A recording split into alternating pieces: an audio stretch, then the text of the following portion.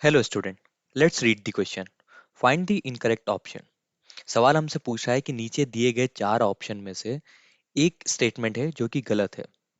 तो हमें समझना होगा पहले कॉन्सेप्ट को, फिर हम इन स्टेटमेंट को पढ़ेंगे कि आखिर इनमें से कौन सा स्टेटमेंट है वो सही इन्फॉर्मेशन दे रहा है और कौन सा स्टेटमेंट है जो कि गलत इन्फॉर्मेशन दे रहा है। इस चीज को समझने के लिए हम एक कॉन्सेप्ट के बारे में जानते हैं जो कि है नॉर्थ ईस्टर्ली सरफेस विंड। ये रहा हमारा अर्थ। अर्थ के ऊपर हमने कुछ इमेजिनरी लाइन क्रिएट की है अर्थ की स्टडी को इजी बनाने के लिए। 0 डिग्री की लाइन है जिसे हम इक्वेटर बोलते हैं। उसी तरीके से 23 डिग्री एंड हाफ जो कि इंडिया के लगभग बीचों बीच से जाती है, जिसे हम ट्रॉपिक ऑफ कैंसर बोलते हैं। वैसे ही एक लाइन है जो कि सदर्न हेमिस्फीयर में 23 डिग्री एंड हाफ है, जिसे हम ट्रॉपिक ऑफ कैप्रिकॉर्न बोलते हैं। जून के टाइम पे 21 जून को लगभग सन यहाँ पर होता है, तो काफी ज्यादा एरिया हीटअप होता है ये। उसी तरीके से दिसंबर में सन यहाँ पर होता है, तो ये वाला एरिया जो है वो हीटअप रहेगा। लेकिन अगर सन दिसंबर के टाइम पे सदर्न हेमिस्फीयर में सबसे ज्यादा हीट दे रहा है, तो उस समय पे हमारे यहाँ दिसंबर में ठंड होती है। तो एक कॉन्सेप्ट होता है कि अगर लैंड मास और वाटर बॉडी दोनों पे ही इक्वल अमाउंट में हीट अगर दी जाए, तो लैंड मास जो है वो बहुत जल्दी गर्म हो जाएगा और बहुत जल्दी ठंडा हो जाएगा। उसका रेट ऑफ हीट ज्यादा होता है और उसका रेट ऑफ कूल डाउन भी ज्यादा होता है as compare to water body. लेकिन जब सन का जो मूवमेंट है वो यहाँ से लेके यहाँ तक जाता है, तो कोई एक समय आएगा जब सन बीच में भी रहेगा। सितंबर के टाइम पे सन यहाँ पर रहेगा।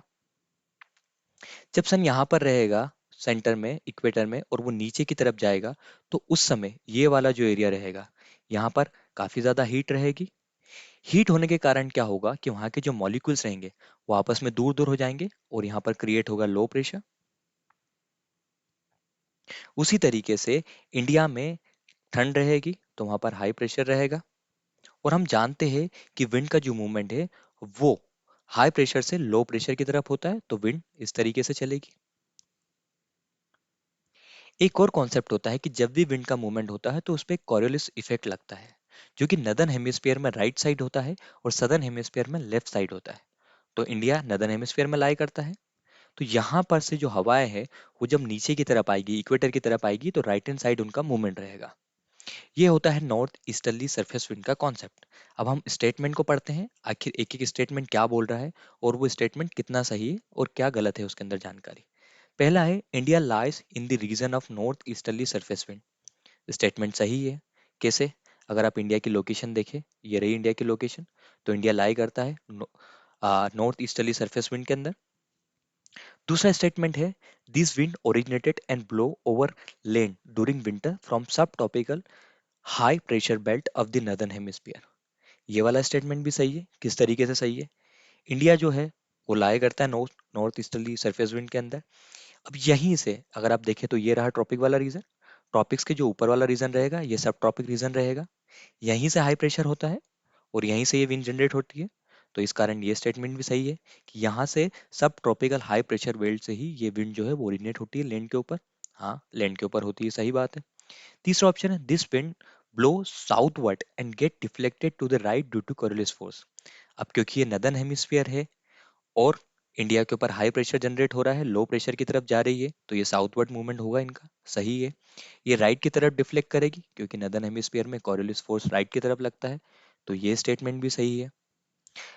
यानी कि हमारे पास लास्ट स्टेटमेंट बचा है जो बोलता है then this wind move towards the equatorial high pressure region. अब ये स्टेटमेंट गलत है। किस तरीके से ये स्टेटमेंट गलत है? देखते हैं इसका कारण क्या है। हमने क्या देखा था कि विंड का जो फ्लो है वो हाई प्रेशर से लो प्रेशर की तरफ होता है।